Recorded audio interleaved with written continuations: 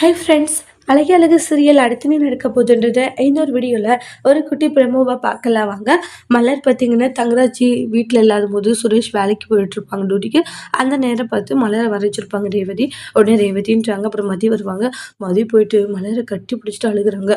சாரிக்கா, நான் அப்படி பேசியிருக்க கூடாது தான், என் மனசுலேருந்து அந்த வார்த்தையே கிடையாதுன்றாங்க. ஏதோ ஒரு இதில் நான் அப்படி பேசிட்டேன், ஆனால் நான் உண்மையாகவே அப்படி சொன்னிட்டு நீங்கள் இப்படி தப்பாக புரிஞ்சுட்டு என்னை அவாய்ட் பண்ணுறதெல்லாம் எனக்கு ரொம்ப கஷ்டமாக இருக்குது, என்னை மன்னிச்சிருங்க தயவு செஞ்சுன்றாங்க.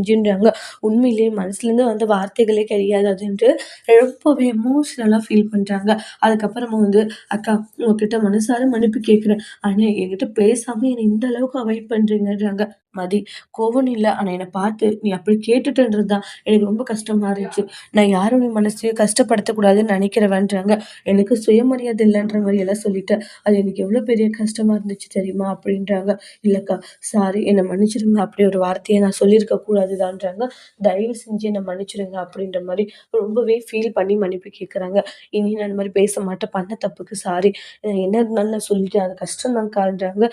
சரி விடு மாதிரி ஏதோ சொல்லிட்டு ஒரு கோவத்தில் பெருசாக எடுத்துக்கலன்றாங்க. அக்கா, உண்மையிலே மேலே கோவம் எதுவும் இல்லைல்ல உங்களுக்குன்றாங்க. எனக்கு எந்த ஒரு கோவமும் இல்லை மாதிரி, நீ ரொம்ப ஃபீல் பண்ணாத, விட்டு பார்த்துக்கலாம் அப்படின்ற மாதிரி சொல்லுவாங்க. அதுக்கப்புறம் நீங்கள் பேசாமல் இருந்த அந்த ஒவ்வொரு நாளும் நான் எவ்வளோ கஷ்டப்பட்டேன் தெரியுமான்றாங்க. ஆமாம், நீங்கள் பேசலான்னதும் உண்மையிலே பாவம் மதி ரொம்பவே கஷ்டப்பட்டுட்டான்னு ரேவதி சொல்கிறாங்க. நான் கூட உங்கள் 2 பேருக்கும் என்ன பிரச்சனைன்றதே தெரியாமல் இருந்துட்டேன்றாங்க. அதெல்லாம் ஒன்றும் இல்லை, தங்கராஜ் அண்ணன் தான் வந்துட போகிறது, அதெல்லாம் அவர் ஈவினிங்காக தான் வருவார், நீங்கள் இருந்து சாப்பிட்டுட்டே போங்கன்றாங்க.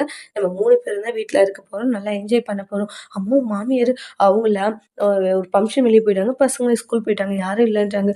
சூப்பரு அப்படின்ட்டு 3 மருமகளும் ரொம்பவே ஹாப்பியாக இருக்காங்க. அதோட இந்த ப்ரெமோ முடிச்சிருக்காங்க. தேங்க்யூ.